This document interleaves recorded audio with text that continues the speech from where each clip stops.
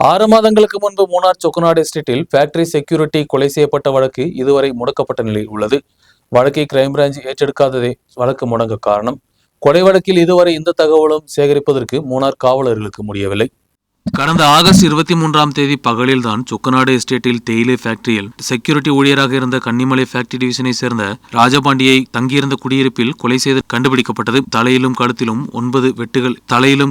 9 வெட்டுகள் காணப்பட்டன. கொலை நடந்த 6 மாதம் கடந்த போதும் வழக்கை குறித்து இதுவரை காவலர்களுக்கு எந்த தகவலும் கிடைக்கவில்லை. வழக்கின் விசாரணை முடங்கிய நிலையில் உள்ளது. வழக்கை குறித்து விசாரணை ஏற்றெடுக்க கிரைம் பிரான்ச் அதிகாரிகள் தயாராகாததே இப்போதுள்ள பிரச்சனைகளுக்கு காரணம். சம்பவத்தை குறித்து விசாரிப்பதற்காக மூணார் டிவைஎஸ்பியின் தலைமையில் 18 பேர் கொண்ட குழுவும் நியமிக்கப்பட்டிருந்தது. வழக்கை குறித்து விசாரணை நடத்த கூடுதல் அதிகாரிகள் தொடர்ந்து உட்படுத்தப்பட்டனர். இதோடு 150க்கும் மேற்பட்ட ஆட்களின் போன் கால்கள் பரிசோதித்தும் விசாரணை நடத்தப்பட்டது. கொலை நடந்த இடத்தில் இரத்தக்கரையின் பரிசோதனையும் பல பேரிடமும் வாக்குமூலங்களும் வாங்கப்பட்ட போதும் குற்றவாளிகளை குறித்து இதுவரை எந்த தகவலும் கிடைக்காமல் ஆனதோடு கடந்த நவம்பரில் விசாரணை கிரைம் பிரான்சுக்கு கைமாறப்பட்டது. ஆனால் கொலை நடந்து 6 மாதம் கடந்தும் கொலையை குறித்து தகவல் சேகரிப்பதற்கோ குற்றவாளிகளை பிடிப்பதற்கோ காவல்துறைக்கு முடியவில்லை.